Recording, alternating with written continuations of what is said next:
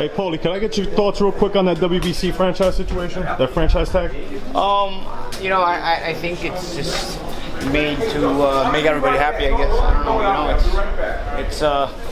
know, it's just, in my opinion, I think when they make a franchise champion, it's just that way you never have to see those two guys fight. Right? Like if Charlo's the mandatory for the WBC champion, which was Golovkin at the time, now it would have been Canelo.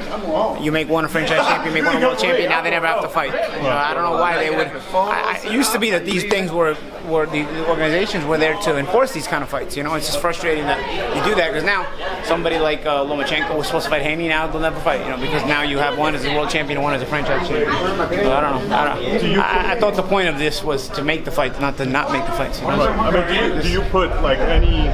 Do you put any of it on Loma? Like, should he turn down if that's what they're offering to him? Should he turn around? Of course not. You don't, because you don't disrupt your networking reputation with you know, it's still a business, so you have to network. So you can't do that, you know. Right. So you know, you can, but I do think that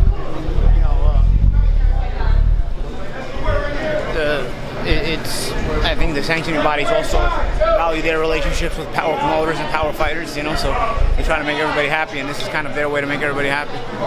And as far as like, do you even know what the deal is with that? Like, if like, how does it work out if Loma fights Haney or if Loma fights the winner? No, they'll never fight. No, that's the whole point. Like, now you never have to enforce them fighting. That was the point of it. The point of the mandatory was that they would be forced to fight the mandatory. Now, this way you never have to enforce it, because now one's somehow a world champion, but the other one is somehow bigger than a world champion. He's a franchise champion, which I don't know what that means. But but the BA does the same thing. You know, it's whatever. I don't even know what we talk about it. I mean, it's like either you just don't watch the sport anymore, or you just accept it. You know, because you're not going to change it. That's for sure. A lot more that has to be changed than that too. You know, besides that, you got guys dying and shit.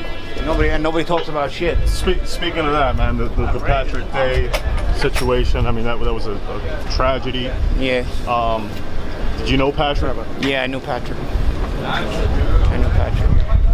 Yeah, he was from New York. Sparring, man. But all accounts, I mean, he was an awesome kid and an awesome guy. Yeah, he was. Paulie, you think there's more about demanding to get a unity for boxing, for like say promoters and all them to cover the fighters' medical coverage? In this case, like Patrick Day, 4 days, fighting for his life.